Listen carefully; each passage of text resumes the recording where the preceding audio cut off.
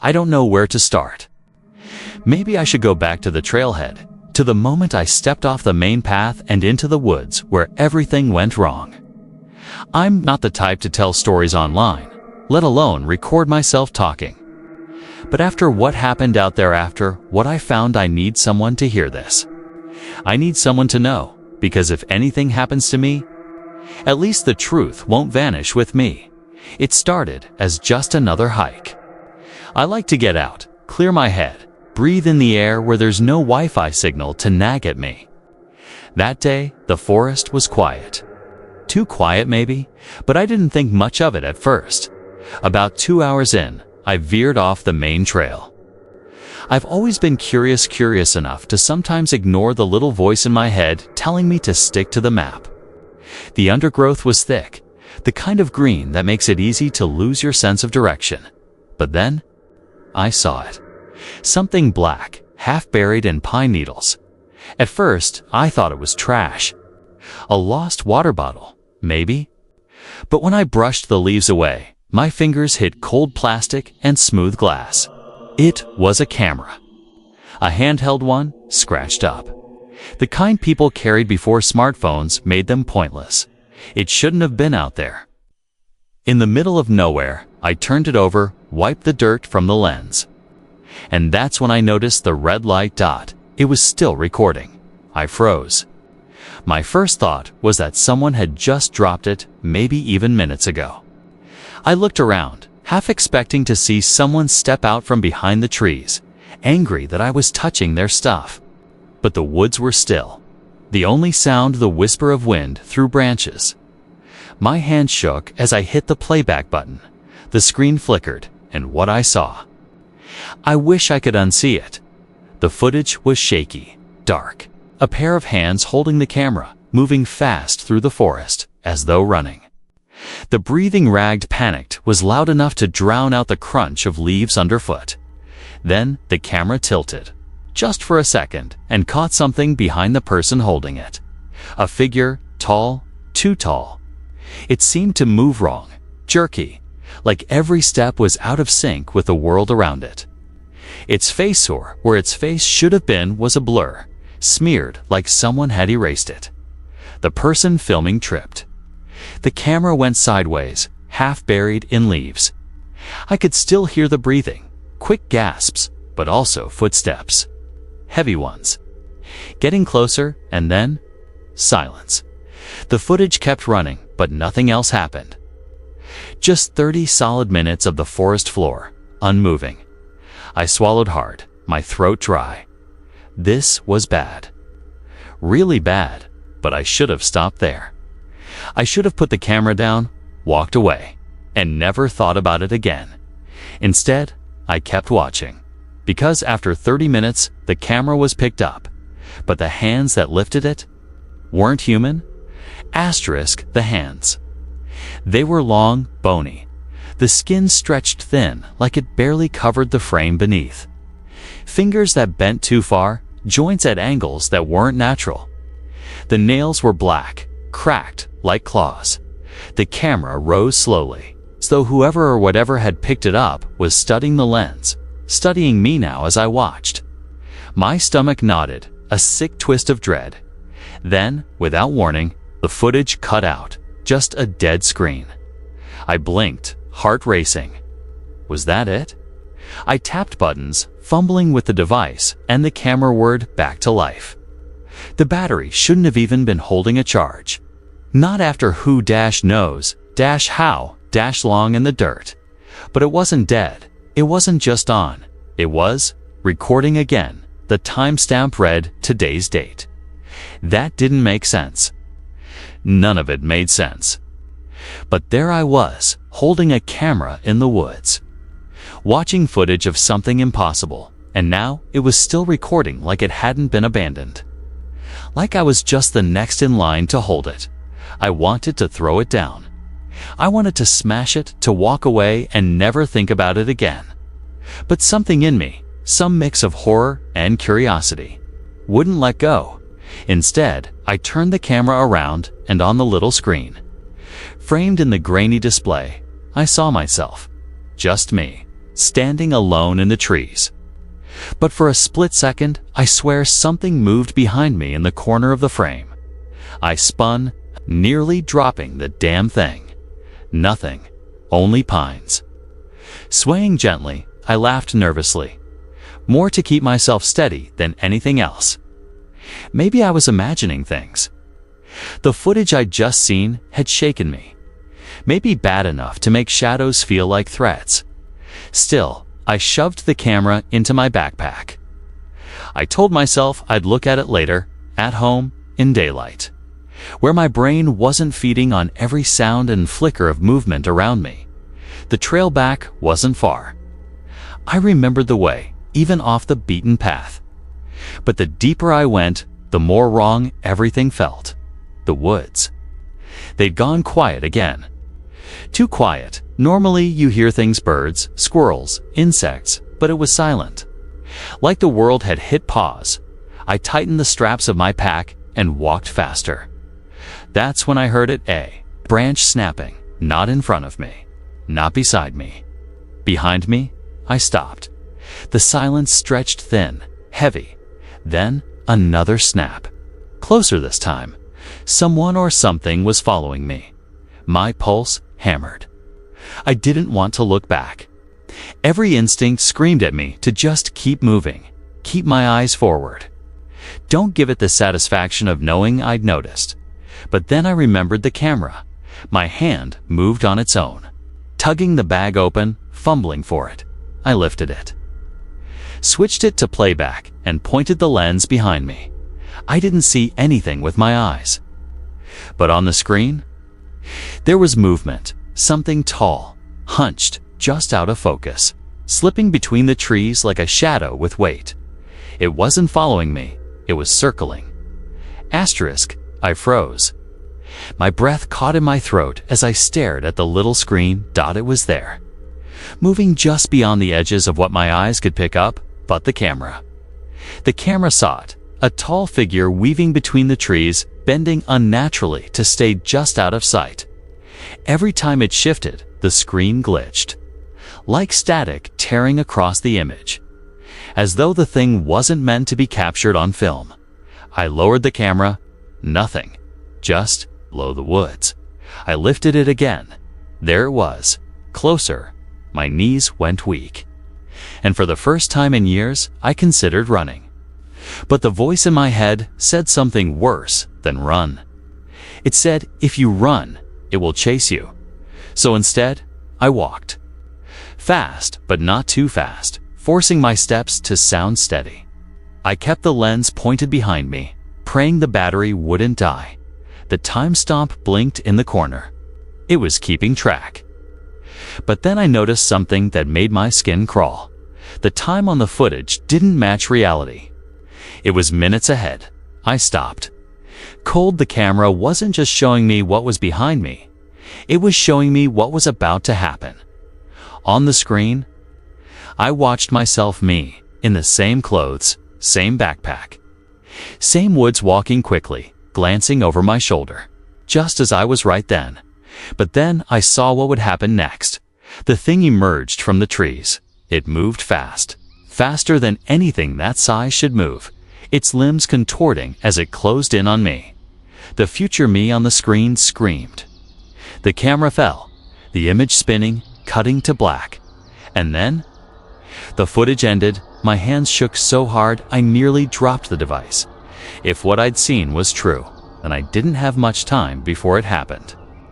Minutes at best. The rational part of me wanted to throw the camera into the undergrowth and sprint, to put as much distance as possible between myself and the trail. But another part of me, the part that couldn't look away from a car crash, needed to know. I pressed record again. Okay, I whispered, my voice trembling. If anyone finds this, my name is Daniel. I found this camera in the woods, and I don't know what's happening, but something is following me. Something I can't see unless it's through this thing. If I don't make it out, maybe you'll understand. My own voice echoed back at me from the playback, faintly distorted, as if the woods themselves were mocking me. Then came another sound, not the forest, not branches breaking. A low, wet breathing. I spun, the camera jerking in my hand. Nothing but on the screen. It was right behind me, closer than ever. Its faceless head tilted, watching me. My chest seized. I couldn't breathe, couldn't think. The camera trembled in my hand as I stared at the impossible image, me standing in the woods and behind me. It, faceless. Tall, its head cocked like a curious animal. Though there was nothing curious about the way it leaned closer. Its form flickering like bad reception. I spun around, swinging wildly, but the space behind me was empty. Empty to my eyes. Anyway, I pointed the lens back. It hadn't moved. Still there, hovering just beyond reach. Close enough that if I'd turned the other way, I should have felt its breath on my neck. But I didn't feel anything. Not warmth. Not cold. Just absence. I wanted to scream. Instead, I whispered to myself like an idiot. It's not real. It's not real. It's not the screen Gelatige. It moved. 1 second, it was behind me. The next, it was beside me on the screen. Crouched low, head snapping toward the lens in sharp. Unnatural jerks like the frames were out of order. I dropped the camera, it hit the ground hard. The screen spiderwebbing with cracks, but somehow still recording.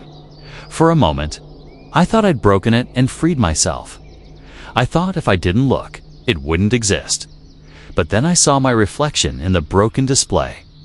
Not me, not entirely. The reflection. Looked back with eyes that weren't mine. Eyes that were dark, empty holes, seeping shadow. I backed away, my boots crunching over twigs. The forest around me pressing in tight. The urge to run finally overtook me. I turned and sprinted, branches clawing at my arms, my backpack thudding against my shoulders.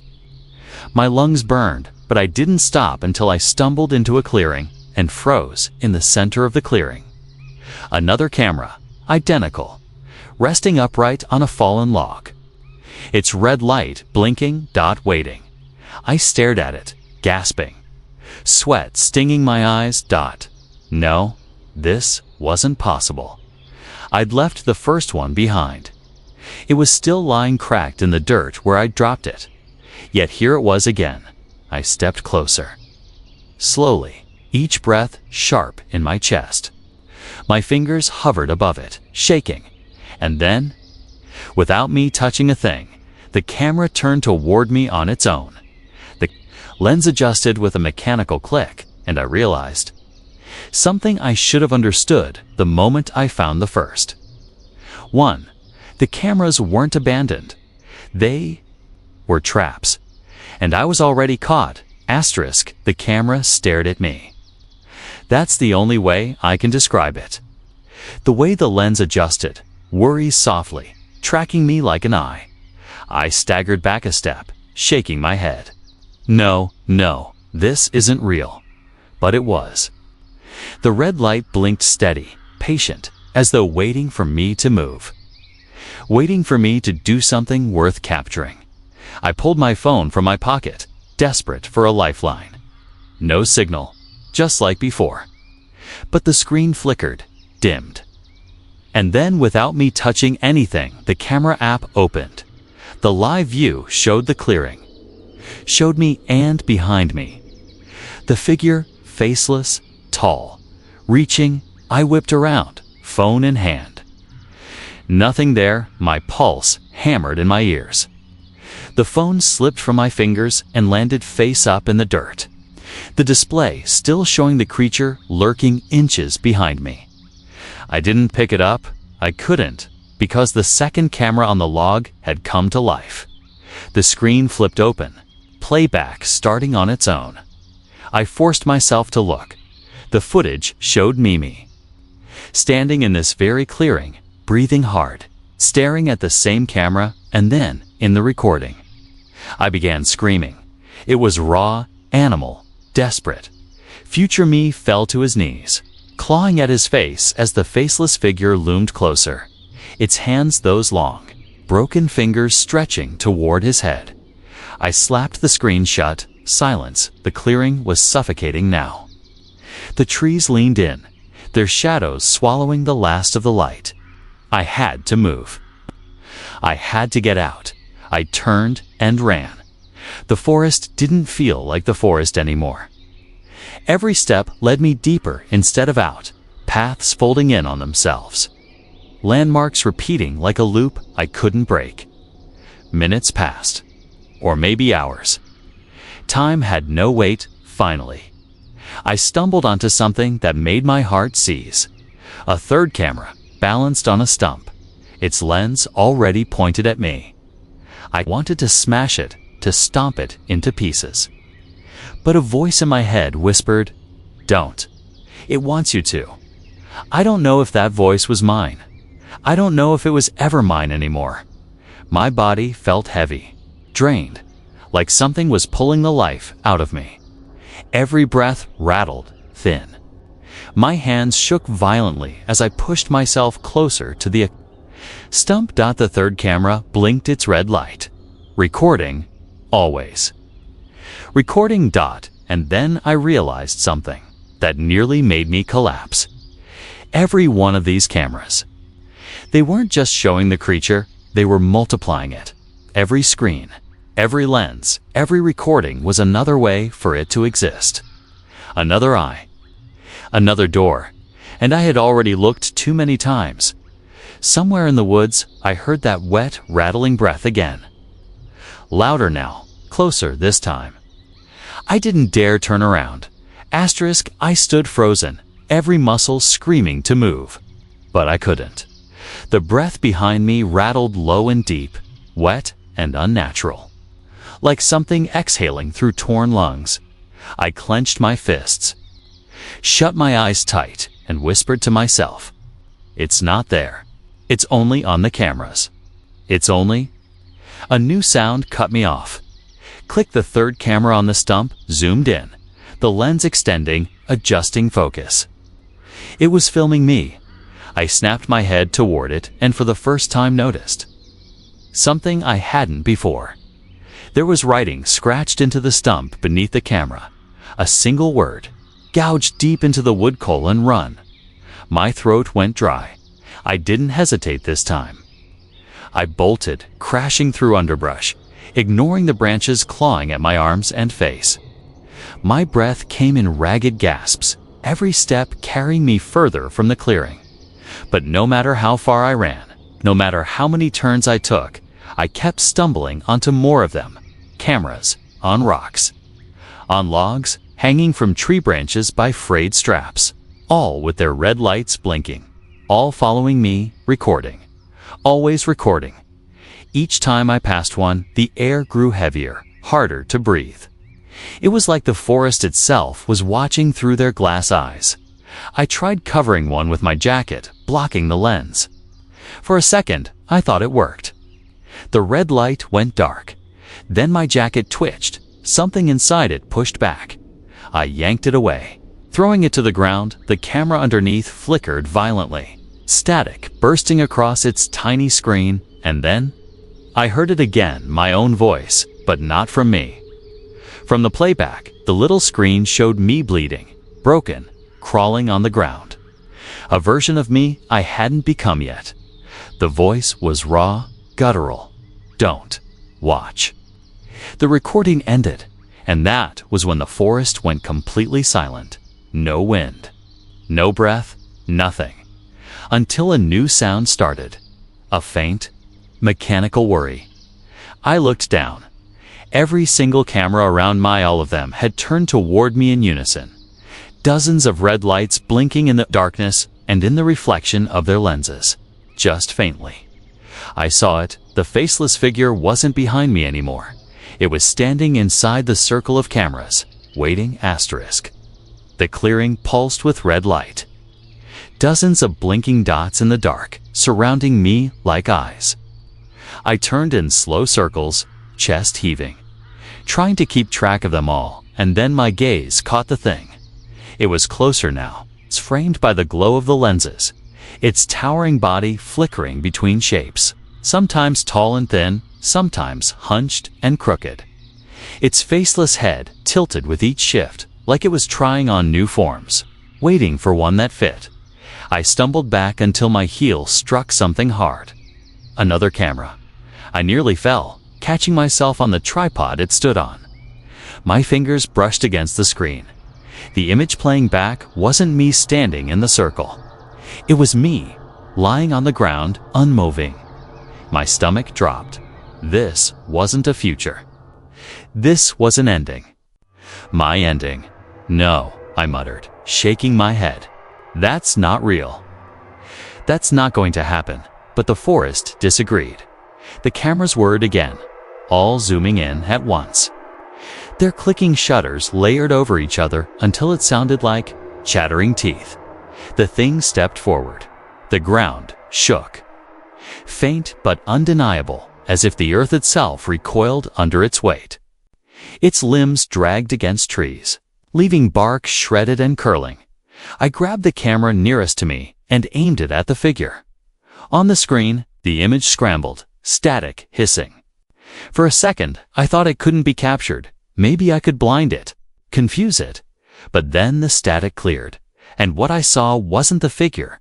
It was me, not standing, not running, holding the camera exactly as I was right now, eyes wide, mouth open in horror. And behind me a pale hand, inches from my shoulder. I dropped a device like it burned me. Spinning around, nothing. The circle of cameras blinked and blinked. The figure hadn't moved. At least, not in my sight. But the screen I'd just dropped showed otherwise. It was closer there. Right behind me, the thought struck me like lightning. It wasn't moving through the forest. It was moving through the cameras. Every time I looked. Every time I checked, I was pulling it closer. The air grew heavy. Oppressive, each breath harder than the last. My vision tunne led, and then a sound cut through the pressure. Another, voice low, raspy, human. Don't look anymore. I whipped around, eyes scanning the trees. For the first time since finding that first camera. Someone else was here. The voice cracked the silence like a gunshot. My breath caught, my whole body jolting toward the sound. Through the trees, just beyond the halo of blinking red lights. A figure stood, human. He was ragged clothes torn, face pale under a film of dirt and sweat. His eyes darted between me and the faceless thing like he was calculating. How much time he had left? Don't look at them, he rasped, his voice raw like he hadn't spoken in days. That's how it gets in. Through the eyes. Through the glass, I staggered toward him, desperate, clutching my chest. You see it too? He nodded sharply. I've been running from it for weeks. Maybe longer. Time doesn't work right out here. Behind me, the shutters clicked again. 100 tiny snaps in unison, echoing like bones breaking. I flinched, but the man hissed at me. Don't turn around. Don't give it the chance. My throat felt tight. What do we do? How do we stop it? His jaw clenched, trembling as if the words themselves carried weight. You don't stop it. You survive it. And the only way is he cut himself off. Eyes widening, the cameras had turned toward him. Every lens shifted away from me, pointing through the trees at the stranger. And that's when I realized I wasn't their only subject. The man cursed under his breath, backing away. It knows I'm here now. Damn it! Damn it! The faceless figure twitched. A sudden spasm of movement, and every lens filled with static. I heard him scream, "Close your eyes. Dawn T-Watch." Instinct made me squeeze them shut. Darkness swallowed me.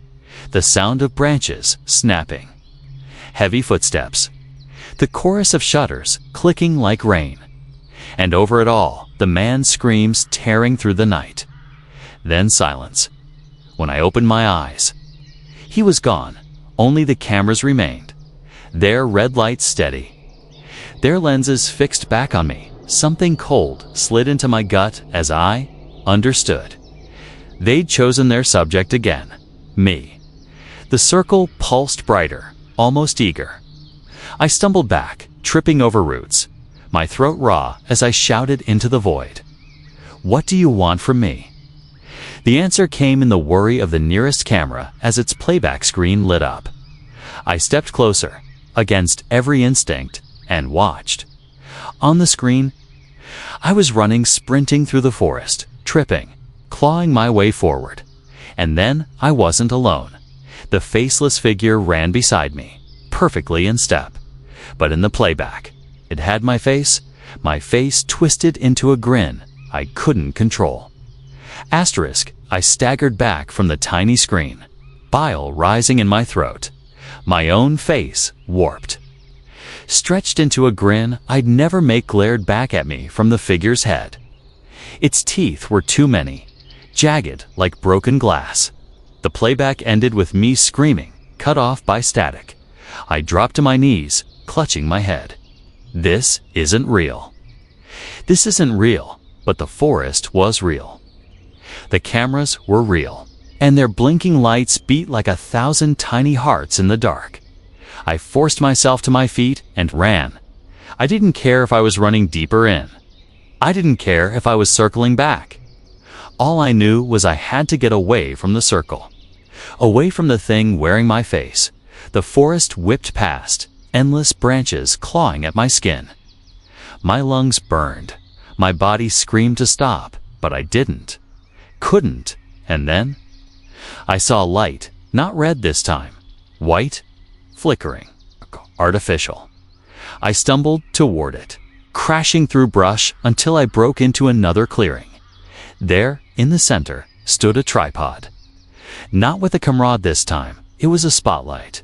Its beam cut through the trees, harsh and unblinking, and beneath it lay something worse. Dozens of cameras, stacked like bones. Their lenses cracked, their casings scorched. Some were still twitching, trying to record, but their lights sputtered weakly. I realized then someone had tried to destroy them. Someone had fought back and lost. I knelt beside the pile, my hand brushing one of the ruined cameras. Its screen flickered to life with the faintest spark. I saw myself again, but this time, I wasn't in the woods. I was sitting in a dark room. Walls lined with monitors, each screen playing endless loops of the forest, of people running, screaming, vanishing, and on the chair. In the footage, my eyes were hollow sockets, black voids leaking shadow. My mouth moved, and though I couldn't hear it, I knew what it was saying. Keep watching. The screen died. I staggered back, heart hammering. My foot hit one of the broken cameras, sending it tumbling, and then every single one of them, dozens, maybe hundreds, lit up at once. Red lights, recording, the spotlight above me, flickered and went dark, and in the reflection of the dead glass around me, I didn't see the faceless figure anymore. I saw me grinning and moving closer. Asterisk. The clearing filled with the glow of 100 red dots. They're blinking, synchronized, faster, until it felt like the forest itself was a single beating heart. I spun in circles, my reflections staring back at me from every broken lens. Not just one reflection, hundreds. All of them wrong. They grinned, some with too many teeth, some with mouths that split too wide. A chorus of me, each version more twisted than the last. My knees buckled. I couldn't breathe. From the forest's edge, the faceless figure emerged, except now. It wasn't faceless. It wore my face perfectly. I stumbled back, tripping over a shattered tripod. No, that's not me. That's not me. But it moved like me, tilted its head like me, even breathed in ragged gasps that matched my own. And when it spoke, the voice was mine. You're already part of it. The cameras clicked, shutters snapping in perfect rhythm. My head pounded with each flash. The thing stepped closer. its movements jerky, glitching between frames 1 second a stride away. The next, only inches from me. I raised my hands in defense. But they weren't my hands anymore. They were pale. Long-fingered, I screamed. Shaking, clawing at my own skin as if I could tear it off. But the more I fought, the more the reflections in the glass changed, until I wasn't looking at me at all. I was looking at it. Dozens of versions of it, and every single one smiled. The last thing saw was the nearest camera, its cracked lens staring me down. The playback screen flickered on. It showed the forest floor, still, silent, for 30 minutes. Nothing moved, and then hands, not mine. Lifting it, a red light blinking dot recording. Always recording, dot now. If you're watching this, it's already looking at you, too. Asterisk, thanks for watching this terrifying, scary story. Hope you liked it. If you watched till the end, please comment "end" so that we could understand you were with us till the end. If you've ever had a creepy experience, let us know in the comments below. We'd love to hear your stories. As well as, please let us know, where are you watching from? Don't forget to like, share, and subscribe for more spine-chilling tales. Last but not the least, before leaving, please check out the horror story ebook. Link in the description. See you in the next one. Until next time, stay safe and stay out of the shadows. Good night.